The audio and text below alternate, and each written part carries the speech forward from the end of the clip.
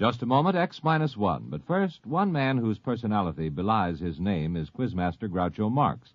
Because Mr. Marx is hardly one of the grouchy kind when it comes to welcoming guests and dispensing good humor on his Wednesday night quiz show, You Bet Your Life. Why don't you tune in and hear for yourself tomorrow? And while you're listening, don't forget that each Wednesday night there's more great entertainment when Jack Bailey and contestants play Truth or Consequences. And all of the staff on Airtime join stars Giselle McKenzie in bringing you top musical listening. Enjoy music and fun tomorrow night on this station. And now stay tuned for X minus one on NBC. Countdown for blast off. X minus 5, 4, 3, 2, X minus 1, fire.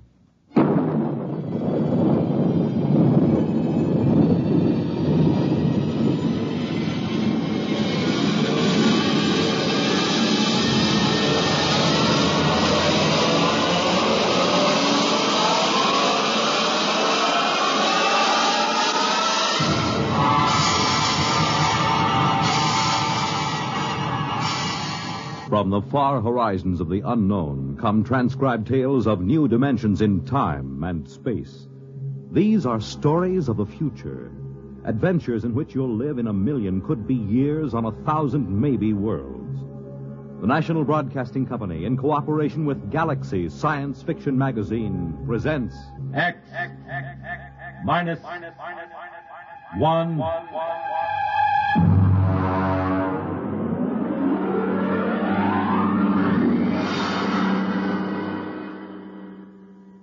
Tonight, the dramatization of a story by Jerry Soule, The Seventh Order.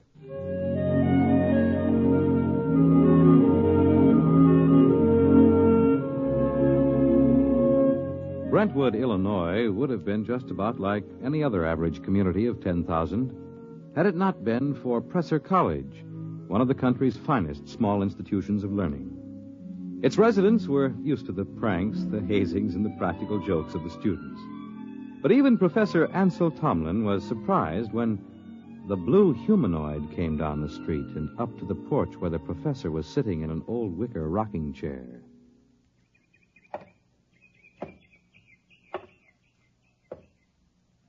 Pardon me. Of course. You are Professor Ansel Tomlin. Yes, and you, I take it, are somebody from one of my psychology classes dressed up as a sort of a robot. No. I am George of Xanthar. Who? I am here to learn all I possibly can learn of the planet Earth and its inhabitants. Less than 10 minutes ago, I landed not far from here in a spaceship, which I subsequently blew up and destroyed. Now, let me explain. I am Tomlin of Brentwood. Less than 10 minutes ago, I was sitting on my porch peacefully marking exam papers. I intend to resume right now. Helen, would you get the phone? It is your wife's sister calling with reference to the explosion of my spaceship. Sure it is. She merely wants to ascertain that your family was not affected. Listen, George, be a good fellow and... Oh, my... Well, don't be alarmed, dear. It's a fraternity initiation or something. Oh, well, it does look like the real thing. Oh, did you know there was an explosion outside of town? An explosion? Yes, blast of undetermined origin is what they said on the radio. Oh? My sister just called. She heard about it in the local station and wanted to make sure we were all right. I see. Well, I have something in the oven. My goodness, that's a wonderful costume. Her sister lives 20 miles away. How did you know she'd call? My mind circuits are telepathic. They pick up all conscious thought to a distance of some 200 miles. It couldn't be you arranged the whole thing, that it wasn't really her sister. How did you get here? Who or what are you? I am a machine, the finest, most complicated machine ever made. I have a rather unique history, too. Who made you? Ages ago, on Xanthar, there was a race of humans. They made the first robots. Rather crude affairs. We class them as first-order robots. They are still used for menial tasks to some extent. And what order are you? The highest, naturally. A seventh-order robot. Or rather, a humanoid. We are the first in which there is not an automatic, no harm to humans cutoff. I begin to see. You will become aware of the fact that I am superior to you and to the rest of your race. I need no oxygen. I am never ill. I need no sleep. Every experience is indelibly recorded on circuits and is instantly available. Tell me, George, do you have feelings? I have an electronically controlled endocrine balance. That's very interesting. And what is your mission here on Earth? For the moment, I am here to study. I will live with you until it is complete. You will what? I will live with you. I will be with you all of your waking hours. While you sleep, I will go through your library. I need nothing. I want nothing. Just a moment. What about my privacy? When you desire privacy, I will study someone else. Your wife, perhaps. The female should be interesting. George, old man, I'm terribly sorry, but you'll have to wire back to your masters to make other arrangements. That will be quite impossible. Really? You see, I have no master. Well, what about those humans back in Xanthar, the ones who invented you seventh-order humanoid? Oh, they are all quite dead. We destroyed them. Destroyed? You look alarmed. It was, after all, they or us. You see, our endocrine system permits us pride in ourselves. Naturally, being proud of ourselves, we objected to being ordered about in an incompetent way. So, you killed them? Exactly. Now, shall we go inside and inform your wife of my visit? Suppose I refuse. Professor, do you see that small dog playing on the lawn across the street? Yes. I will lift my arm and point at it. Observe. It vaporized. Exactly. Now then, shall we go in? Yes. We'll go in.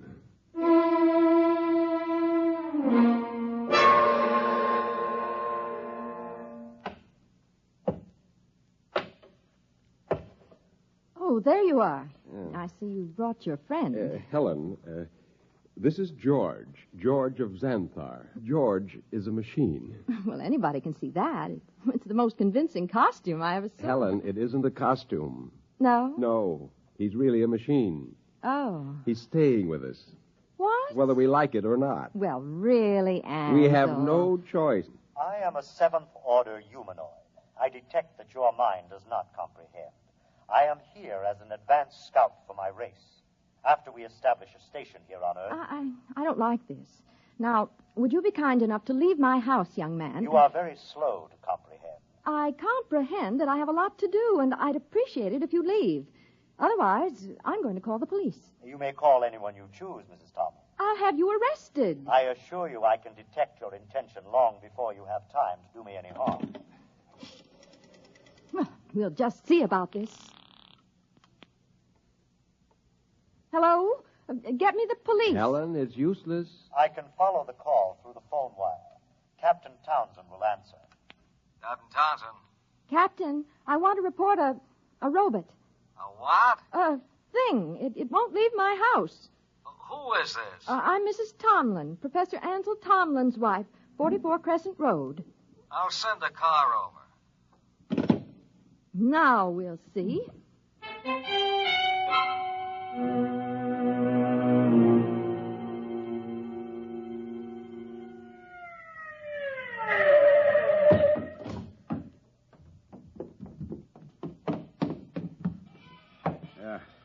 Is this the character that's been giving you trouble? Yes, this is the one, officer. Talked to you before about ruining the flower bed, Sonny. This time I'm taking you in. I would advise you not to touch me. I cannot risk any damage. I'll see about that. Come on outside. I prefer to remain here until I complete my mission. You do, huh? You know what this is? It is a weapon you call a service revolver. That's right. And you'll either march out of here or I'll use it on you. That would be most unfortunate. All right, come on. Officer, let me warn you. He's March. dangerous. March now. I'll count to 3. Officer, please. 1, 2. Oh,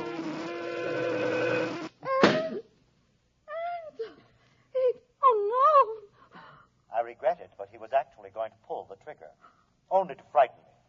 But I cannot risk damage. He might have miscalculated and struck me with a bullet. Ansel, I'm frightened. There is no need for fear. You have only to accept the fact that the Seventh Order is coming to operate the planet for your benefit. Ansel. Helen, there's no use trying to do anything just yet. Now go next door to Mrs. Coleman. Tell her what's happened. I'll talk to George. Oh, but I don't... Please, Helen? Well, all right. Do you really think that you, a single robot, can conquer the Earth and make its people do your bidding? I can. Suppose it were demonstrated to you that you could not, that you could be destroyed. If that were so, I would naturally report that this planet is unfit for development by the Seventh Order. Well, you know they'll have you taken into custody for killing the officer. I cannot permit it. There will be needless slaughter. Unless you can convince your people it is useless to attack me. Will you let me try? I have no desire to prevent you. Go ahead. I detect that you are going to call the newspapers and the local television station and hold a press conference. Yes. I also detect that you have a plan to overcome me. Oh? I like that. Really? Yes. You see, in order to test this planet for development, I must know whether any of you are truly dangerous to us. You are a superior type of man, Professor. I welcome any plan to conquer me that you care to attempt. Okay, George. At least we know where we stand. I'll phone the newspapers.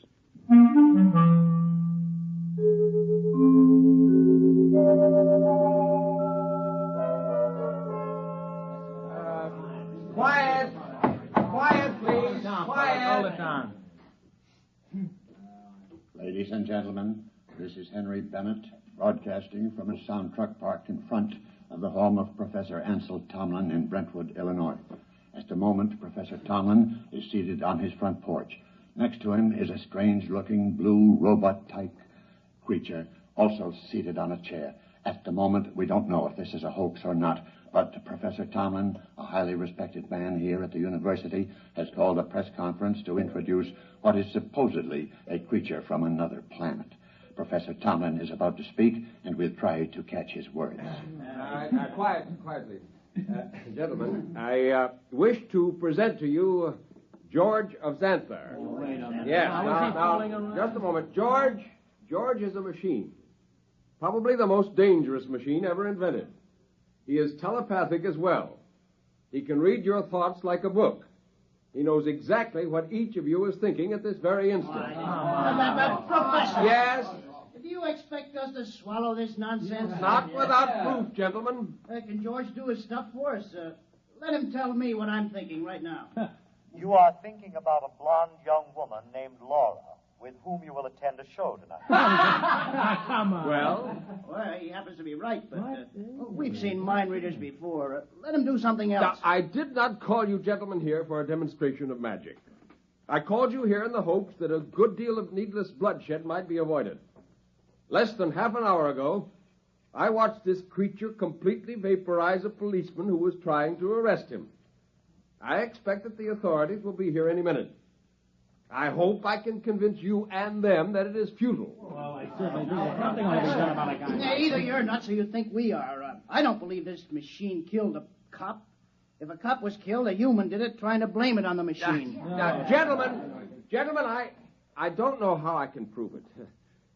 Perhaps if George will demonstrate his ability to vaporize... Observe the oak tree in the front yard. Now.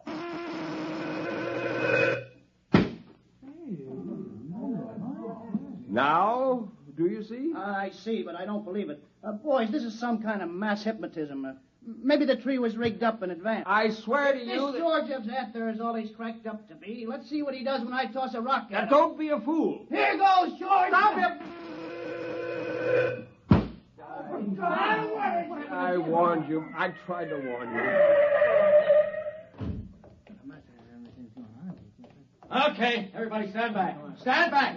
Charlie, get that automatic rifle set up. Check, Chief. Professor, I advise you to step away from that weapon. Captain, for your own sake, don't try anything. Step away, Professor. Very well, but I warn you. Okay, now don't fire till I'm ready, boys. Right.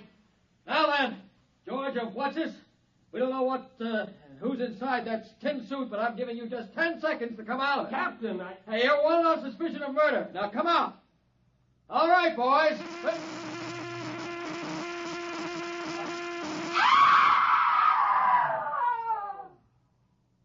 Ladies and gentlemen, I'm afraid we'll have to terminate our broadcast. What started out as a good-natured hoax or publicity stunt has turned into a bloody massacre, as the bodies of some 6 policemen on the lawn of Professor Tomlin's home will attest. I don't know exactly what is happening here, but I can say this: George of Xanthar is no hoax. He or it is the spearhead of a race from outer space that's come to conquer the Earth.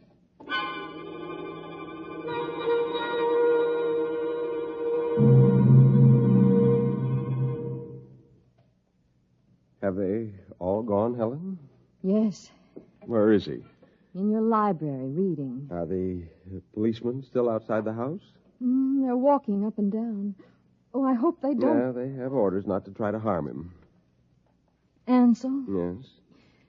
what are we going to do? I don't know. Oh, listen. He's coming. Professor, Mrs. Tomlin, I have decided to walk through your town to learn more about its buildings and people. And kill a few more humans? Killing humans affords me no pleasure whatsoever. I kill only when damage to myself is possible. I hope that no one will attempt to harm me. George, let me warn you now that this affair has gone beyond the confines of this town. I am well aware of that, Professor. I am aware of a phone call being made this instant by your mayor to the commander of the Illinois State Guard. If you're smart, you'll return to your ship and your planet. My ship is destroyed. I could instruct you to build a new one, of course. But as I have no intention of leaving... Then you will be destroyed. No. I will destroy first. Have you no conscience? A conscience is a fifth-order failing. Needless baggage. Good evening.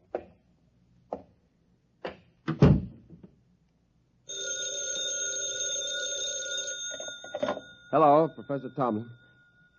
Yes. Yes, I will. Who was it? The mayor and the chief of police have called a meeting of the citizens of Brentwood at the college gymnasium tonight. Ansel, you're not going. I must. But no, Helen, there's much more at stake here than my life or yours. Civilization itself depends upon our standing up to this machine. I'm going to the meeting.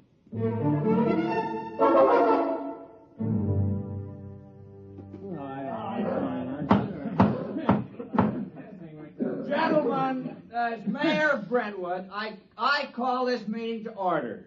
As you know, there is loose in our city a being with one purpose, to prepare it for conquest by similar beings. I think Professor Tomlin can tell us most about this being.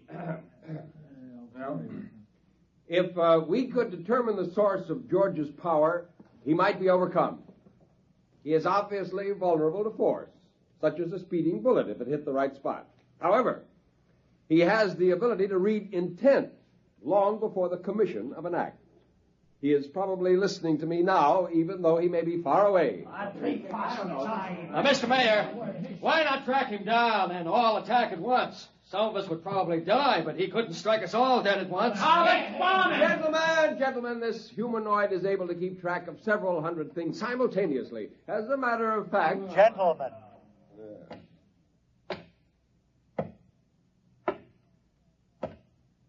You are working yourselves up needlessly.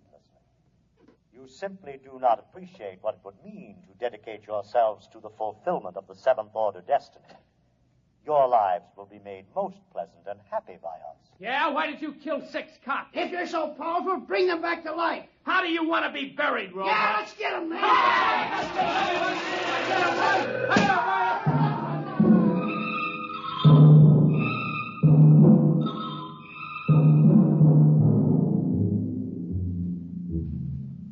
And eyewitnesses report that in the end, when all were gone, George of Xanthar stood alone on the platform of the gymnasium. There was no movement except the twitching of the dead and those trampled by the crowd. Among the survivors was Professor Ansel Tomlin, who originally... Well, that's that. What next? I don't know, Helen. I don't know. Oh, well, what's that? It sounds like an air raid alert. That's peculiar. They didn't announce it. Turn on the radio. Hurry. We interrupt to bring you a special message. All residents of Brentwood are advised to go to their basements or convenient bomb shelters. The governor has announced that units of the National Guard have managed to corner the robot, George of Xanthar, in the town square. Tanks and mortars will be used in an attempt to destroy the creature. Again, go to your nearest bomb shelter. Oh, did you hear They'll never be able to destroy him. Well, where are you going? Up to the roof. The roof? I can see the square from there. Well, I'm coming with you. Just as you like.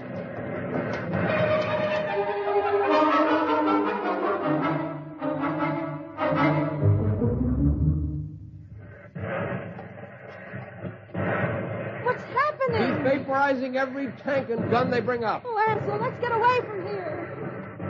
Oh, What's that? Those are Army jets. We'll see how effective he is now. Oh, good Lord, a whole squadron up in smoke. It's no use. Can't you see it's no use? Ansel, come inside, please. Oh, very well. Oh, if only there was something we could do to tell Not him. as long as he can read our every conscious thought before we can act. What is it?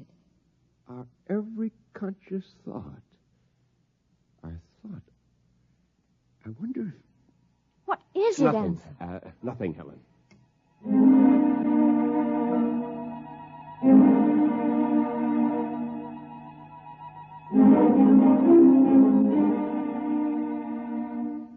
And the Army reports that the countryside around Brentwood is deathly still.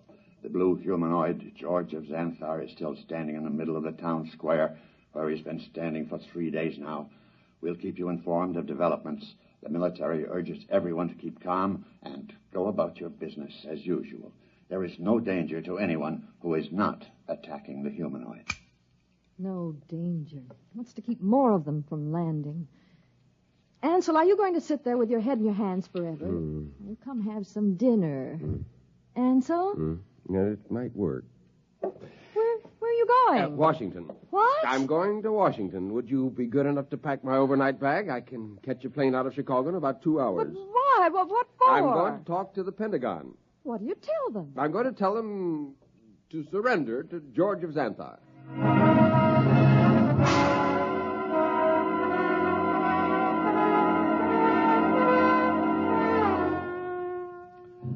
Our microphones are here at the edge of the town square in Brentwood, Illinois today, ladies and gentlemen, to witness the most unusual spectacle of modern history.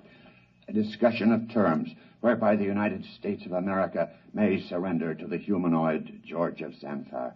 For the occasion, an honor guard of 22 servicemen from all branches and all parts of the country has been chosen. In just a moment, the honor guard will accompany General of the Army's Walter Pitt, who will discuss the surrender.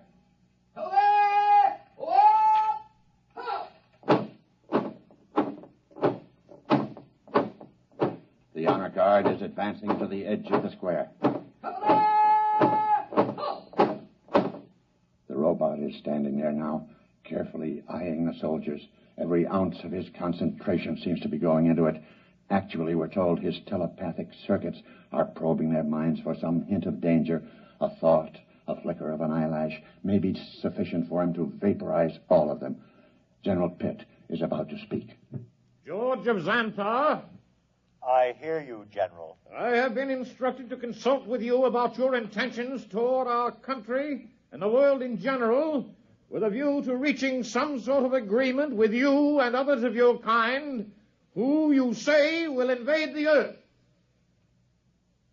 May I approach? One moment. I perceive no intent to harm me. There is one man among your soldiers, however, who has an illogical thought. Will the soldier who is thinking the thought, 11 o'clock, step closer? Do as he says. Does 11 o'clock mean anything to you, soldier? No, sir. It's running through my mind, but it don't mean a thing to me. My examination of your thoughts tells me you speak the truth. Very well. We will proceed with the talk. Ladies and gentlemen, it's a tense moment. The general and the humanoid are discussing terms. The soldier who was questioned about the thought, 11 o'clock, has stepped back into the ranks and is holding his rifle at attention like the others. I perceive it's now 10:59 a.m. If there is any significance to the thought about which the soldier was questioned, we'll know in 1 minute. We of Xanthar, gentlemen, would not want to improve a planet which could not be educated and would continually oppose our program. Therefore, I am glad to see your willingness to discuss. After my message goes out, there will be a landing party on Earth within a few days. While waiting for the party, however, there are certain preparations. Just list them for us. Your government will naturally have to turn over complete authority to us.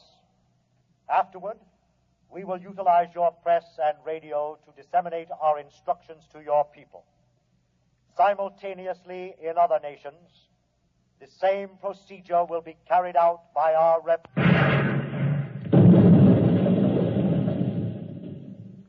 Ladies and gentlemen, it's happened at exactly 11 a.m. 10 soldiers in the honor guard instantaneously fired their weapons into George of Xanthar. Apparently explosive bullets have blown him to smithereens. The remains are lying scattered all over the square. People are pouring in, kissing each other, shouting.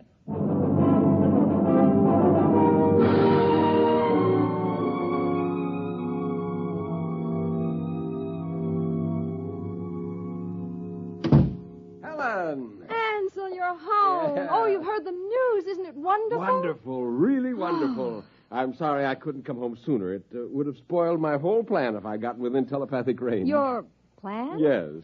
But what? How? What? Just a matter of simple psychology. Those men in the honor guard. What about them? Did you know any of them? Not exactly, but I did have the job of hypnotizing 10 of them. Hypnotized? That's right. You see, each of those men was hypnotized. And while he was under, we planted a post-hypnotic suggestion, namely, to fire at George of Xanthar when a soldier named Charlie started to cough. Charlie was told to cough at 11 o'clock. Before we released them from hypnosis, we told them to erase everything from their conscious memories. I was staking everything in the hope that George could only tune in on the conscious mind, not the subconscious, and it worked. Oh. Yeah, there was nothing to be reached by George's prying mind, so we never knew what was going to happen. At 11 o'clock, the soldier named Charlie coughed. The men raised their guns and fired. And that was the end of George of Xanthar. Now, if you don't mind, I've got some exam papers to mark.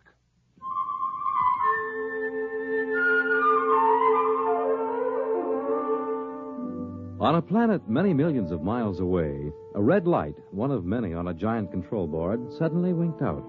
A blue humanoid made an entry in a large book, System 29578. Planet 3 inhabited. Too dangerous for any kind of development.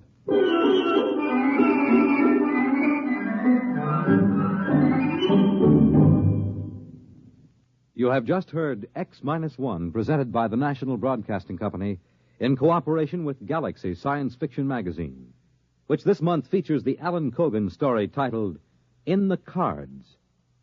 It was one thing to safeguard the future, but something else to see someone you love cry in terror 2 years from now. Galaxy Magazine on your newsstand today. Tonight, by transcription, X-1 has brought you The Seventh Order, a story from the pages of Galaxy written by Jerry Soule and adapted for radio by George Lefferts. Featured in the cast were James Monks, Nelson Olmsted, Kate Wilkinson, James Rafferty, Dick Hamilton, Reese Taylor, Jim Stevens, Robert Hastings, Wayne Chappelle. The commentator was W. Chaplin. Your announcer, Fred Collins. X-1 was directed by Daniel Sutter and is an NBC Radio Network production.